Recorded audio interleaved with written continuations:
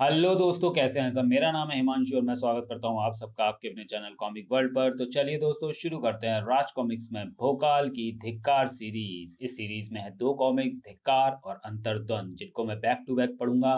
तो चलिए दोस्तों, शुरू करते हैं इस सीरीज की पहली कॉमिक्स धिक्कार का पहला भाग। धरती, जल, वायु, अग्नि व नभ को साक्षी मानकर मैं आलोक और भोकाल यह अखंड प्रतिज्ञा करता हूं कि अपना समस्त जीवन अपने पिता की व अपनी मातृभूमि पृथ्वी की रक्षा के लिए न्यौछावर कर दूंगा। अपने पिता का अधूरा कार्य पूर्ण करूंगा और वापस दिलाऊंगा उनका खोया सम्मान। यदि ऐसा ना कर सका तो मुझ पर है, एक पुत्र पर है, धिक्कार।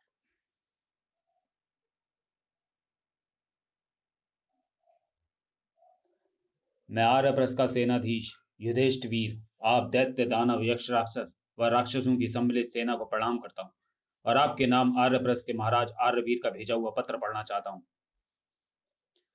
मैंने यानी राजा आर्यवीर ने समस्त दैत्य दानव राक्षस जाति के समक्ष यह संधि प्रस्ताव रखा था, जिसके अंतर्गत संपूर्ण पृथ्वी पर कोई भी दैत्य दानव यक्ष राक्षस एवं राक्षस किसी भी मानव अथवा मानव बस्ती पर आक्रमण नहीं करेगा। इसके प्रतिफल स्वरूप आप सभी को निवास के लिए उत्तम स्थान व भोजन के लिए पर्याप्त मात्रा में पशु उपलब्ध कराए जाएंगे। कई रक्ष व दैत्य जातियों ने संधि प्रस्ताव सहज स्वीकार किया है, परंतु रक्ष कुमार क्रुद्युम और क्रुद्धिक के नेतृत्व में आप सभी ने न सिर्फ संधि प्रस्ताव अस्वीकार किया है, अपितु आर्य परस्पर आक्रमण करने की घृष्टता भी की है। पर हम आपको एक अंतिम अवसर प्रदान करना चाहते हैं। हम अपने संदेश के साथ आर्यप्रस्थ के सेनाधीश युधिष्ठिर को आपको आपके पास भेज रहे हैं। या तो आप सभी अपने हथियार युधिष्ठिर के चरणों में डालकर संधि प्रस्ताव स्वीकार कर लें, अन्यथा युधिष्ठिर के हाथों दुर्दशा के दोषी आप स्वयं होंगे। भ्राता क्रुद्धक, लगता है हमारे आक्रमण की सूचना प्राप्त होते ही इसका राजा समस्त सेना प्रजा समेत भाग खड़ा हुआ है और हास प्रयास के लिए इसे छोड़ गया है। भ्राता क्रुद्युम, अभी इस दुसाहसी मानव का शीश काटकर आपके चरणों को इसके रक्त से धोता हूं मैं। अपने इष्ट देव को याद कर ले तुच्छ मानव। शक शक। नहीं भ्राता क्रुद्धक, आक्रमण! जीवित मत छोड़ना मेरे भाई के हत्यारे को। शक।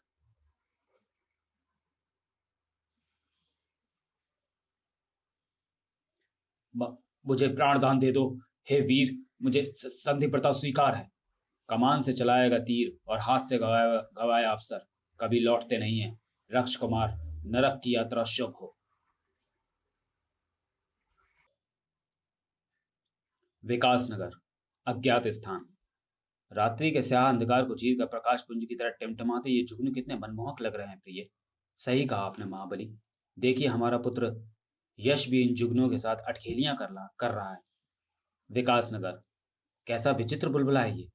कैसा काला द्रव्य भरा है इसके भीतर। यह बुलबुला तो फूट रहा है। अज्ञात स्थान। मित्र, मित्र, मुझसे भागो मत, मैं तुम्हारा मित्र हूं। आओ, मेरे पास आओ। क्या हुआ प्रिय, तुम्हारे चांद स्वरूप मुख पर चिंता के विकट बादल क्यों मंडरा रहे हैं। चमकते जुगनुओं को मित्र मानकर उनके पीछे भागते हमारे पुत्र को देखिए महाबली। क्या उसका एकाकीपन आपके हृदय को नहीं कचोटता। माता पिता के स्नेह के अलावा अब यश को अपनी उम्र के बाल सखाओं के साथ की भी आवश्यकता है। मैं तुम्हारा तात्पर्य नहीं समझा तो रही। अपने जीवन के हर कठिन मोड़ पर हम दोनों ने अपने परम मित्रों को अपने साथ पाया है। महाबली, अब वक्त है यश अपने लिए मित्रों का चुनाव करे। और मित्र इस एकांतवास में नहीं मिलेंगे। मित्र मिलेंगे विकास नगर में, आपकी कर्म भूमि विकास नगर, जिसे आप पूर्ण रूप से भुला चुके। पूर्ण रूप से नहीं भुला हूं प्रिय, पूर्ण रूप से नहीं भूला हूं प्रिय। हमारे साथ किया गया छल व विश्वासघात आज भी भली भांति स्मरण है मुझे। प्राण ऊर्जा का प्रचुर भंडार है इस ग्रह पर। हमारी शुदा शांति के लिए पर्याप्त आहार। देखती क्या हो बहन, सप्तकाल स्याहिकाओं शीघ्र कार्य आरंभ करो। आहा, ऊर्जा शुदा तो और बढ़ गई इन्हें लील के। प्राण बचाने हैं तो भागो। उफ, समुद्री तूफान की तरह ये काल स्याहिकाएं संपूर्ण विकास नगर को अपनी चपेट में ले रही हैं। विकास नगर व पृथ्वी का अंतिम समय आ गया है। अब हमें कोई नहीं बचा सकता। बचा सकता है महाबली भोकाल, बचा सकता है हमें। विकास नगर की रक्षा का वचन लिया है उसने। त्राहिमाम, त्राहिमाम, रक्षा करो महाबली, कहाँ हो तुम। विकास नगर को तुम्हारी आवश्यकता है भोकाल, कहाँ हो तुम।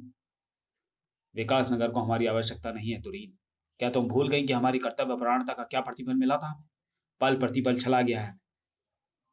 तुम्हें मुझसे दूर कर दिया गया, फिर सत्ता परिवर्तन के लिए मुझे रोक रस कर मारने के लिए छोड़ दिया गया। जीवन के अंत पलों में तुम्हें तलाशने निकल पड़ा मैं। तुम्हारी तलाश में बुल्फानो जा पहुंचा, जहां कोबी मुझे मिला। कोबी के कारण ही मैं तुम्हें व अपने पुत्र को पा सका। अब मैं अपनी पत्नी व पुत्र के साथ एक शांत सुखमय जीवन व्यतीत करना चाहता हूँ। यदि विकासनगर पर कोई संकट आया तो उसकी रक्षा के लिए वीरों की कमी नहीं है। महाबली नहीं आया। अब हमारा अंत निश्चित है। हमारे रहते यह संभव नहीं है। विकासनगर के योद्धागण। ओह महाबली, हमारा पुत्र। निश्चिंत रहो तुरीन। भोकाल के होते हुए उसके पुत्र पर आंच भी नहीं आ सकती। वहाँ मेरा मित्र जुगनू उड़ गया। उफ मेरे अबोध बालक।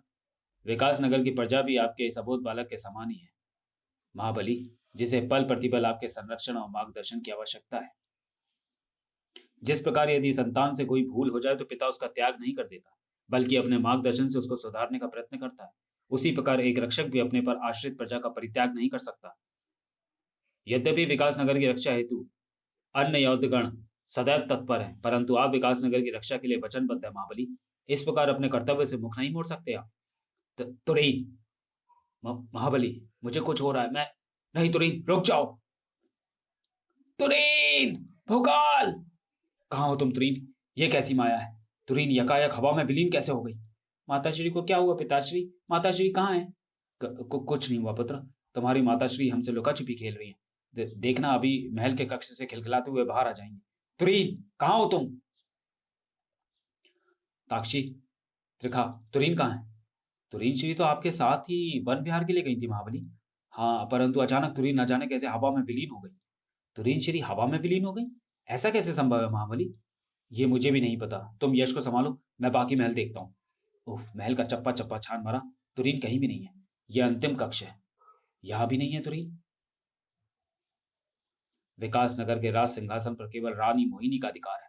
कर्तव्य के हाथों विवश होकर लौटा हूं मैं विकास नगर।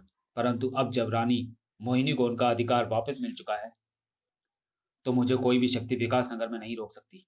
रूपसी व सलोनी का छल रूपी मोहपाश भी नहीं। अब और विश्वासघात सहन करने की क्षमता मुझ में नहीं है मित्र। मैं यहाँ से बहुत दूर कहीं अज्ञातवास में चला जाना चाहता हूँ, जहाँ मेरे तुरीन और हमारे पुत्र के सिवाय कोई नहीं हो। इस संसार से मेरा कोई संपर्क ना रहे। कोई चाहकर भी मुझे न ढूंढ सके, यहाँ तक कि तुम स्वयं भी नहीं। यह निर्वाणायाम यंत्र है। इसकी सहायता से काल के किसी भी आयाम में जाया जा सकता है। यहाँ तक कि एक काल से दूसरे काल की यात्रा भी की जा सकती है। इसकी सहायता से तुम दूसरे आयाम में अज्ञातवास कर सकते हो, जहां तुम तक कोई नहीं पहुंच सकेगा, मैं भी नहीं। धन्यवाद मित्र। बस एक अंतिम विनती और है। मित्र विनती नहीं करते, आदेश करते हैं। विकास नगर की रक्षा का प्रण लिया है मैंने। यदि मेरे जाने के पश्चात यहाँ कोई संकट आए तो भोकाल भी वापस आएगा उस संकट को धूल धूसरित करने। कोई ऐसी व्यवस्था करो मित्र की, चाहे मैं जहां भी रहूं, मुझे विकास नगर पर आने वाले हर संकट की सूचना प्राप्त हो सके। यह संकट सूचक स्फटिक है मित्र। यह तो मैं विकास नगर पर आने वाले हर संकट की सूचना देगा। यदि इस स्फटिक का रंग गुलाबी हो जाए तो समझना कि विकास नगर पर कोई लघु संकट आया है। यदि स्फटिक का रंग सुर्ख लाल हो जाए तो समझना कि संकट अत्यंत विकट है। ये ये तो स्याह काला हो गया है। हमें अज्ञात आय में हुए 3 वर्ष व्यतीत हुए।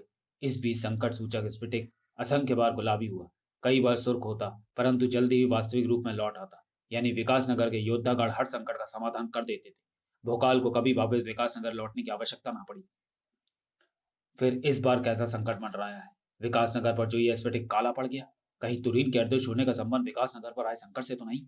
विकास नगर को सुरक्षित जानकर लंबे समय से संकट सूचक स्फटिक को भुलाए बैठा था मैं। विकास नगर को संकट मुक्त करने और तुरीन को तलाशने मुझे वापस विकास नगर जाना होगा। ताक्षी, त्रिखा, मुझे तुरंत ही विकास नगर जाना होगा। यश को मैं तुम दोनों की निगरानी में छोड़ रहा हूँ। अय्यारी, तिलिस्म तंत्र और युद्ध कौशल में तुम दोनों का कोई सानी नहीं है। यश की देखभाल मेरी और तुरीन की अनुपस्थिति में सिर्फ तुम दोनों ही कर सकती हो। आप निश्चिंत होकर जाएं महाबली, हम यश पर आज भी नहीं आने देंगे।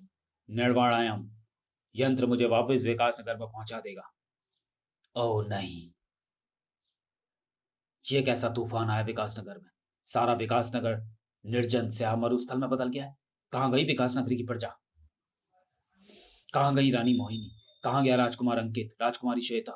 कहाँ गए विकास नगर के वीर योद्धागण जिनके कंधों पर विकास नगर की सुरक्षा का दायित्व था? उफ, राजमहल खंडहर हो गया है। ये सब क्या अनर्थ हो गया? विकास नगर की इस दुर्दशा के लिए दोषी कौन है? ओह। तो चलिए दोस्तों, वीडियो को यहीं समाप्त करते हैं और मिलते हैं धिक्कार के दूसरे भाग में अगले वीडियो में। तब तक के लिए धन्यवाद।